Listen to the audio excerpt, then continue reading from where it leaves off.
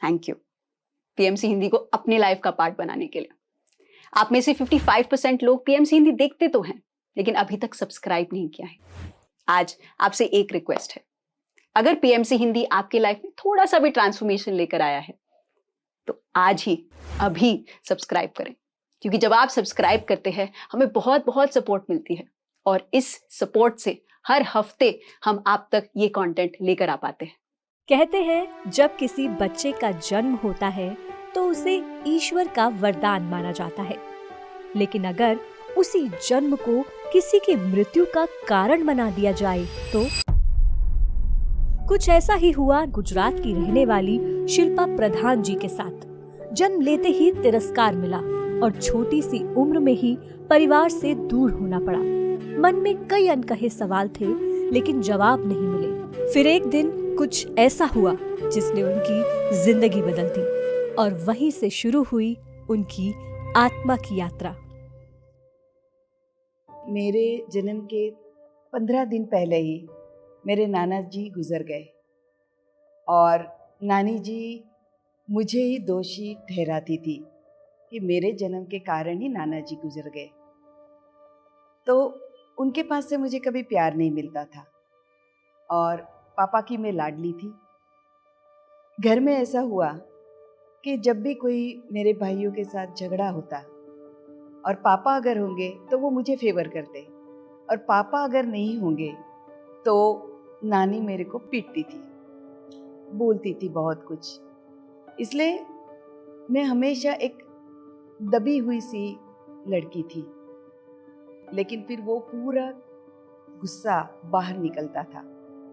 इसलिए बच्चों के साथ मारपीट करना, लड़कों की तरह फाइटिंग करना, ये सब कुछ मैं करती थी और इसी तरह से धीरे धीरे बड़ी होती गई।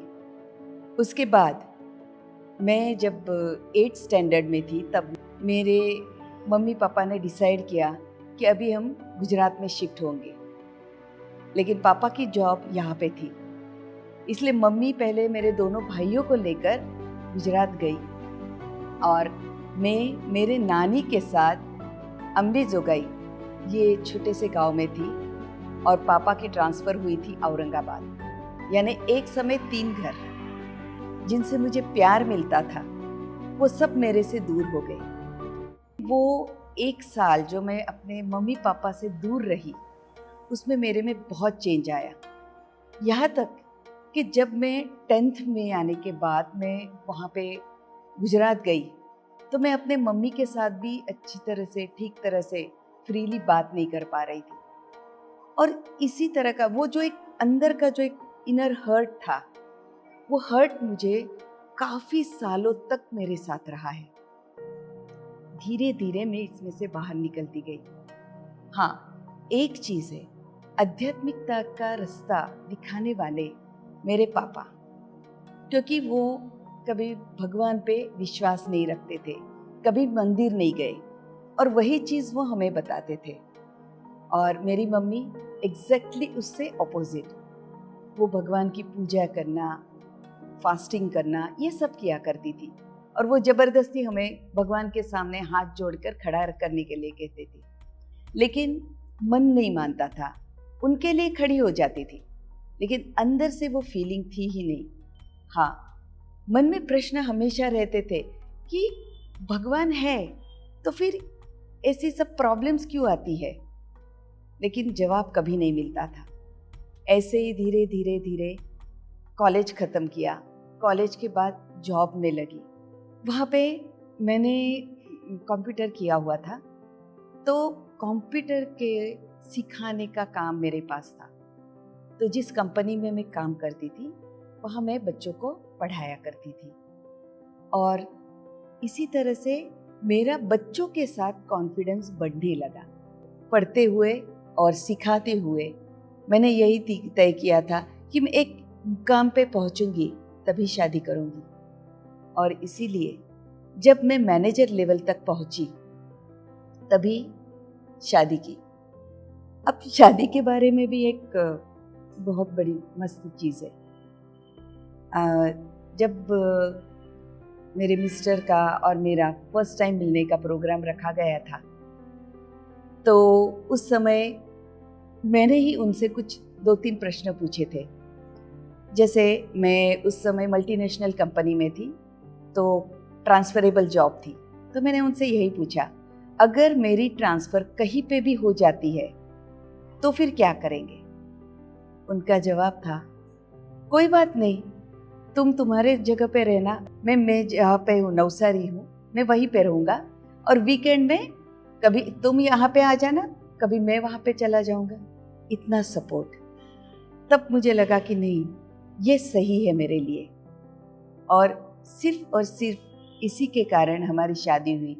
शादी के बाद अगेन चैलेंजेस तो होते ही है, लेकिन चैलेंजेस भी हमें कुछ सिखाने के लिए होते हैं। ये जानकारी भी मुझे शादी के कुछ साल के बाद पता चली। जॉब में मैं बहुत खुशी मनाती थी, लेकिन घर पे आने के बाद एकदम गुमसुम सी शांत बैठी हुई रहती थी। काम करते वक्त सब काम कर लेती, लेकिन घर के चैलेंजेस के कारण मुझे काफ़ी सारे अंदर से मैं टूट रही हूँ ये फील होने लगा था। फिर एक दिन, जैसे वो आज भी मुझे याद है कि रात का समय था और मैं विंडो में अकेली बैठी हुई थी, सोच रही थी, क्योंकि मुझे हेल्थ इश्यूज भी स्टार्ट हो गए थे।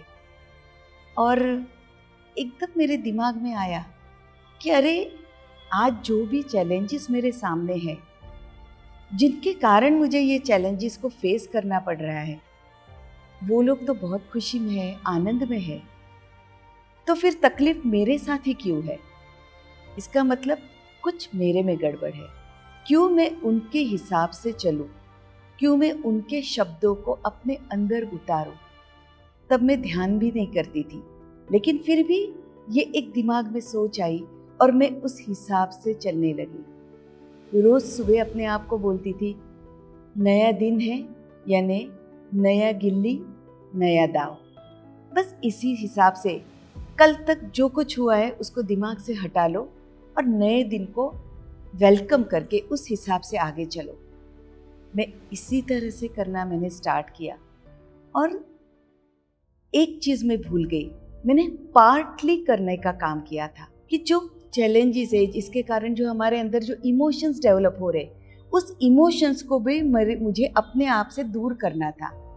मैं वो नहीं कर पाई। वो इमोशंस को मैं अपने अंदर दबाती गई। रिजल्ट ये था कि मुझे हेल्थ इश्यूज बढ़ने लगे।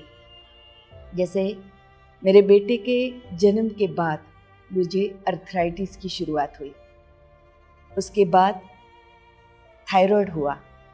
हाँ, एक जिद थी, क्योंकि मैं अपने आप को एक सोल्जर मानती थी, और सोल्जर कभी भी कोई चैलेंज आती है तो डर के मारे चुप नहीं हो जाता है, फाइट करता है।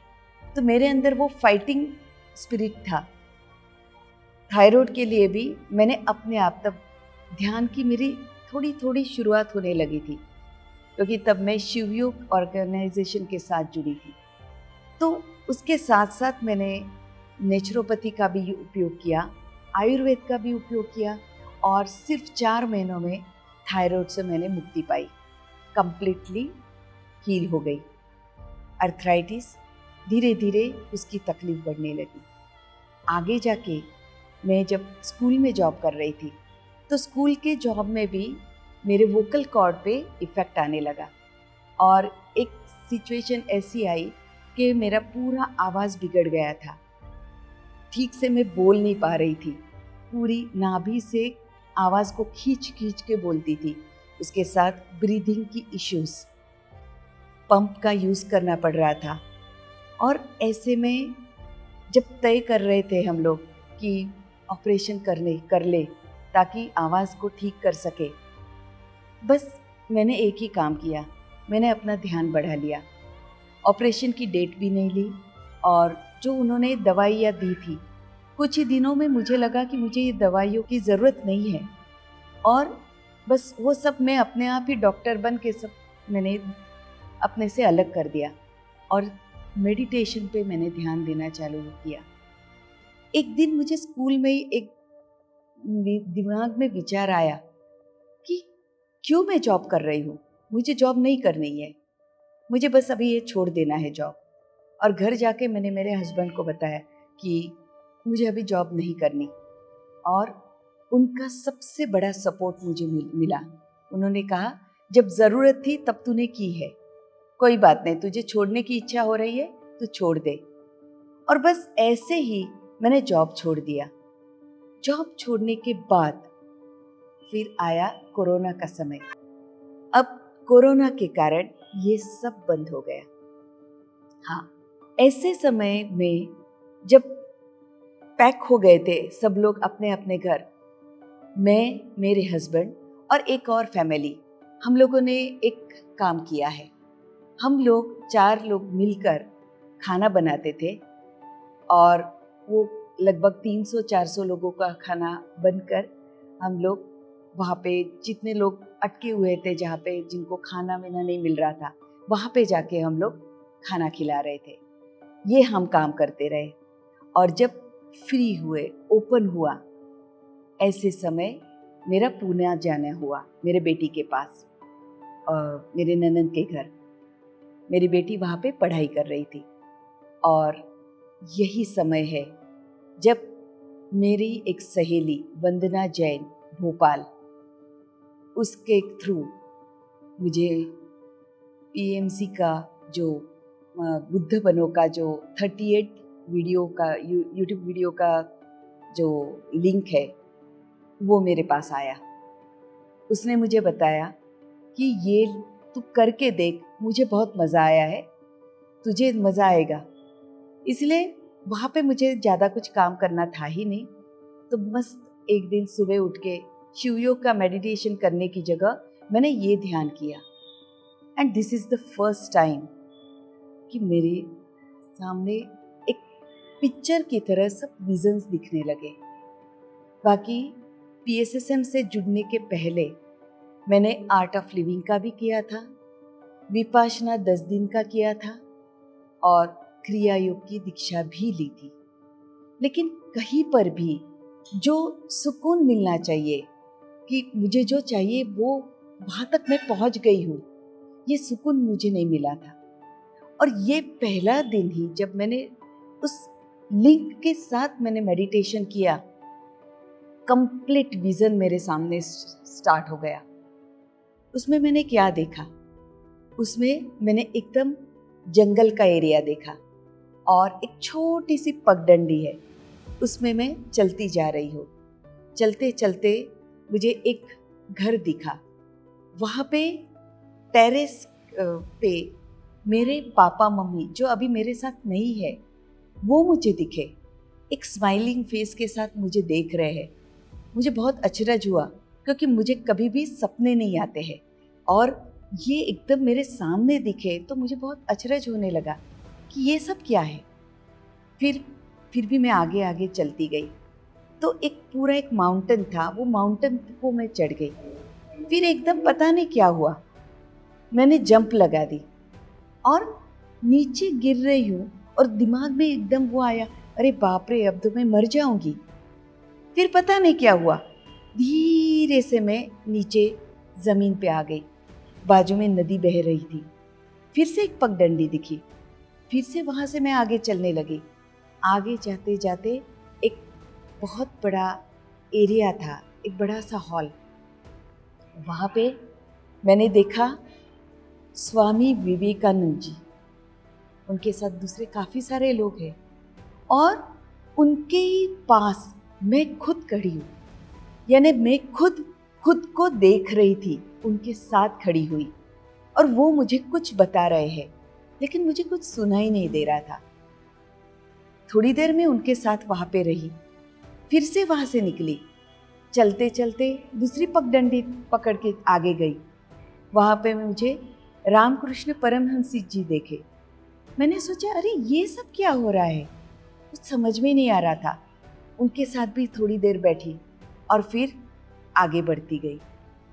इस तरह से ये मेरा पहला विज़न था। उस दिन के मेडिटेशन के बाद मैंने मेरी सहेली से ये शेयर किया। उसने कहा, मैंने तो ऐसा कुछ देखा नहीं है, लेकिन तुझे दिख रहा है तो बहुत अच्छी बात है। मुझे मज़ा आने लगा। डेली मुझे विजन्स दिखना स्टार्ट हो गया। ये विजन्स मेरे कंटिन्यूस चालू रहे तब तक, जब तक एक दिन मेडिटेशन में मैंने ये नहीं देखा कि मैं एक पेड़ के नीचे खड़ी हूँ, सामने देख रही हूँ बहुत सारे बरगद के पेड़ है और हर एक पेड़ के नीचे एक ध्यानी बैठा हुआ है। ऐसे ही एक पेड़ के नीचे मैं खुद अपने आप को ध्यान करते हुए देख रही थी और मैंने कहा, अरे मैं ये क्या कर रही हूँ। और तब मैंने पहली बार स्वामी विवेकानंद जी का आवाज़ सुना। वो बोले, मैं यही तो तुम्हें बताना चाह रहा था कि यही है तुम्हारा असली स्वरूप, यही है तुम्हारा पास्ट। और तब मुझे पता चला कि मैं यहाँ पे क्यों आई हूँ। मैं ये ध्यान सीखने, ध्यान करने और ध्यान का प्रचार करने आई हूँ।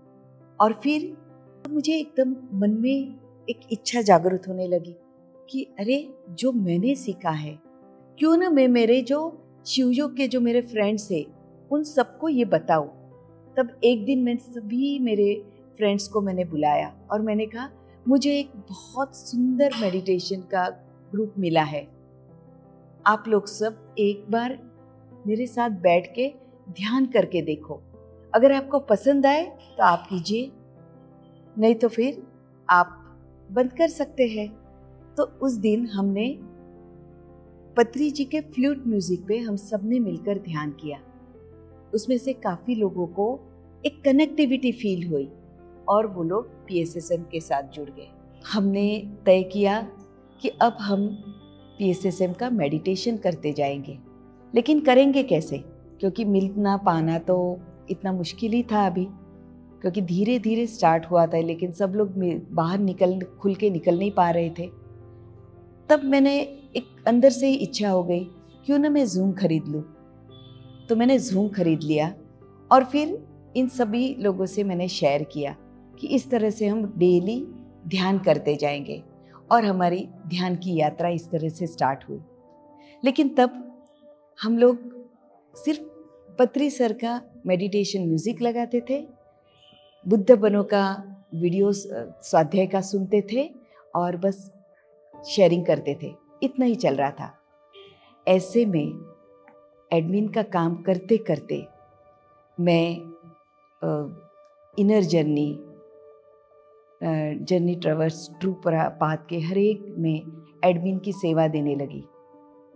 ऐसे में ही मैं सारिका सराफ मैम के जो ब्लेसिंग्स टीम है उसके साथ जुड़ी। एक दिन पत्री सर ब्लेसिंग्स टीम में आए थे और उस दिन सारिका मैम सबको उनके साथ मिलवा रही थी। जब मेरी बारी आई तब उनके वो जो वर्ड्स है वो मुझे आज भी याद है। समझने वाले समझ गए हैं, ना समझे वो अनाड़ी है। और फिर उन्होंने कहा, मैं सूरत आ रहा हूँ, आ जाओ मुझे मिलने।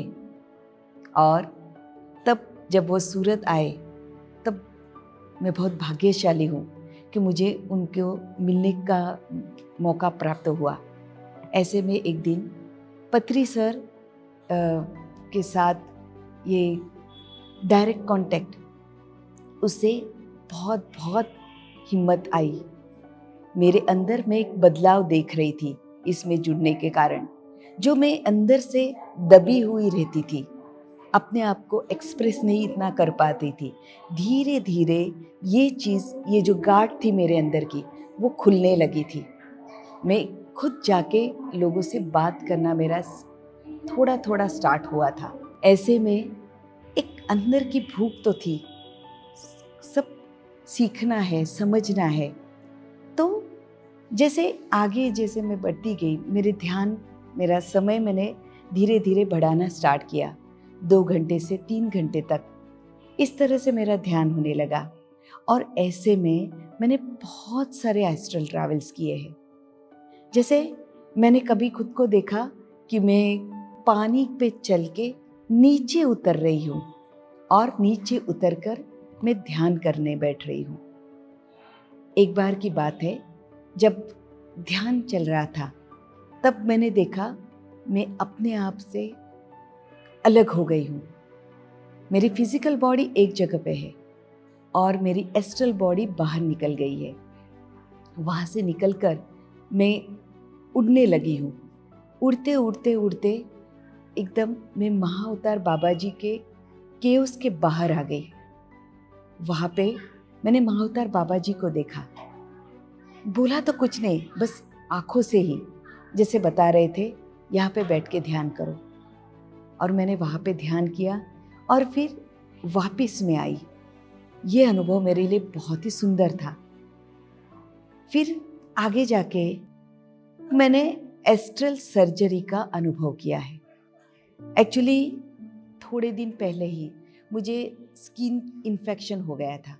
मेरे उस बारिश का सीज़न था और जैसे आप लोगों को भी पता है कि उंगलियों के अंदर पूरा वो सड़ जाती है उंगलियां।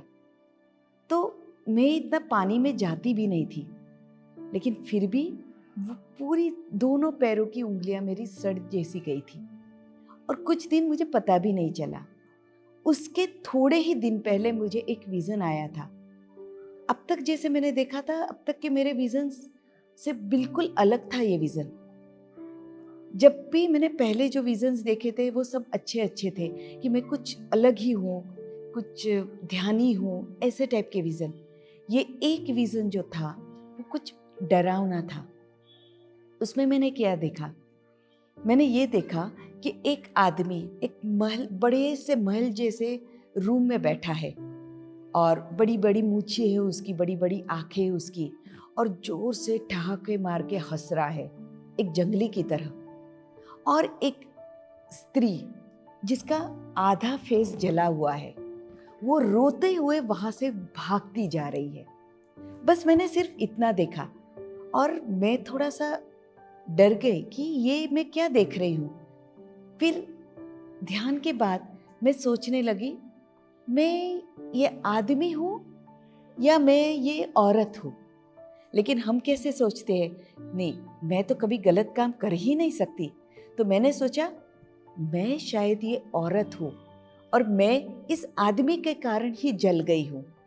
इस तरह से मैंने अपने आप को जरा ठीक कर लिया कि ओके, मैंने तो कुछ बुरा काम किया ही नहीं है। और उसके बाद ये मेरे पैरों में वो सड़न हो गई थी। जिस दिन मेरा बहुत पेन स्टार्ट हुआ, उस दिन मेरे हस्बैंड ने सुना नहीं और मुझे धक्के मार के डॉक्टर के पास भेज दिया। मैंने उनको कहा मैं कोई दवा अंदर लेने नहीं वाली। उन्होंने कहा तुझे दवा की ज़रूरत नहीं है, मैं तुझे सिर्फ एक मलहम बता रहा हूँ, वो मलहम लगाते जाना, डेट्स ऑल। घर पे आई, बहुत ही पेन हो रहा था। बस ध्यान में बैठना था 10 बजे, तो उसके पहले मैं डेटॉल से साफ करके मलहम लगाने बैठी और टेरिबल पेन स्टार्ट हो गया। इतना पेन कि अगर मैं सोने भी जाती ना तब भी मैं सो नहीं पाती, इतना पेन था। और मेरे हस्बैंड ने कहा आज का दिन तो स्किप कर दे, मत करना, नहीं होगा तेरे से। लेकिन मैं जिद्दी हूँ। मैंने कहा नहीं, मैंने जो स्टार्ट किया है वो तो मैं करूँगी ही। और इसीलिए मुझे याद है मैं प्लास्टिक की कुर्सी पर बैठती थी डेली।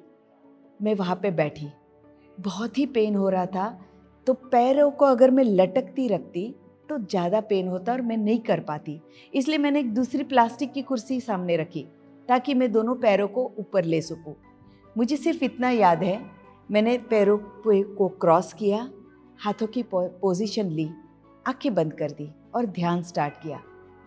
फिर मुझे पता नहीं क्या हुआ, कंप्लीटली डीप चली गई। जैसे कोई अगर एनेस्थीसिया देता है तो क्या होगा, एग्जैक्टली उस तरह से मेरे साथ हुआ, एकदम डीप। और मैं जागृत हुई सुबह 3:30 बजे। 3:30 बजे तब मैंने देखा कि मेरे जो पैरों में जो पेन था वो पूरा गायब हो गया है, कंप्लीटली गायब हो गया है। और मुझे तो बहुत अच्छा लगा, लेकिन मुझे ये समझ में ही नहीं आ रहा था ये क्या हुआ। बाद में पता चला कि मेरे पे एस्ट्रल सर्जरी हुई थी, क्योंकि उसके बाद डॉक्टर ने तो बताया दिन में 2 या 3 बार ये मलहम लगाना है, लेकिन मैं मेरे काम में व्यस्त होने के कारण मैं भूल जाती थी। लेकिन फिर भी उसके बाद बहुत ही स्पीडीली वो हील होते गया। और हाँ दोस्तों, एक और चीज़, जब मैं वो मलहम लगा रही थी तब अचानक मुझे वो पिछला वाला विज़न याद आया था। तब मुझे एकदम दिमाग में आया, अच्छा मैं ये स्त्री नहीं हूँ, मैं ये आदमी हूँ जिसने कुछ बुरा काम किया है, इसीलिए वो इस तरह से हंस रहा है। लेकिन मैं ध्यान कर रही हूँ और ध्यान करने के कारण ये मेरा कर्म कट गया है। लेकिन वो एक झलक तो मुझे पता चलना चाहिए ना कि अगर किसी को मैं इस तरह से तकलीफ देती हूँ तो पेन क्या होता है। सिर्फ इसीलिए शायद मुझे ये हुआ है। ये स्वीकार भाव, अचानक ये दिमाग में ये सब विचार आए थे और उसके बाद मैं ध्यान में बैठ गई थी और उसके बाद ही मेरी ये एस्ट्रल सर्जरी हुई। और वो मेरा पैर, जिसके लिए शायद मुझे 15 से 20 दिन लगते मलहम लगाते हुए भी, वो मेरे 6-7 दिन में कंप्लीटली ठीक हो गए और उसके बाद मुझे कभी भी ये हुआ नहीं है। तो इससे मैंने ये जाना कि हाँ, ध्यान से हमारे जो कर्म के बीज है वो जलते हैं, लेकिन उसकी एक झलक तो हमें पता चलनी चाहिए, तभी हमारा वो एक्सपीरियंस पूरा होता है। इसलिए एक छोटा सा असर हमें देखने को मिलता है जिससे हम आराम से पार कर सकते हैं। और अब तो एनर्जी जैसे अलग ही स्तर पे पहुंचने लगी है। स्वाध्याय बहुत ही ज़रूरी है दोस्तों। ये जो मैंने अपने आप में जो बदलाव देखा है, और आज जैसे मैंने कहा कि एक समय था मैं अपने मम्मी के साथ भी अच्छी तरह से फ्रीली बात नहीं कर पा रही हूँ। आज मैं कहीं पे भी, मुझे नींद से भी उठा के अगर बताया जाए तो मैं उतने ही कॉन्फिडेंस से मैं बात कर सकती हूँ, बोल सकती हूँ, कुछ भी देखे बिना। ये कॉन्फिडेंस, ये मेरे अंदर का जो बदलाव है वो क्यों आया है? वो स्वाध्याय से हुआ है। एक मैसेज आप सबके लिए दोस्तों, जैसे मैंने अपने आप में परिवर्तन देखा है, पूरा 180 डिग्री का शिफ्ट, वैसे आप सब भी अपने आप के जीवन को पूरा सुंदर बना सकते हैं। क्योंकि कोई भी चैलेंज रही ही नहीं है। अभी हर एक जो भी परिस्थिति आ रही है, बस उसे स्वीकार करो और उसे खुशी खुशी, उसमें से क्या सीख मिल रही है उसे जानो, उसे समझो और बस अपने ही जीवन को जैसे चाहिए वैसे मोड़ लो। सब कुछ हमारे हाथ में है, हम खुद को क्रिएटर्स है। ये समझकर, अपने आप को जानकर अपनी दुनिया को पूरा सुंदर बना लीजिए।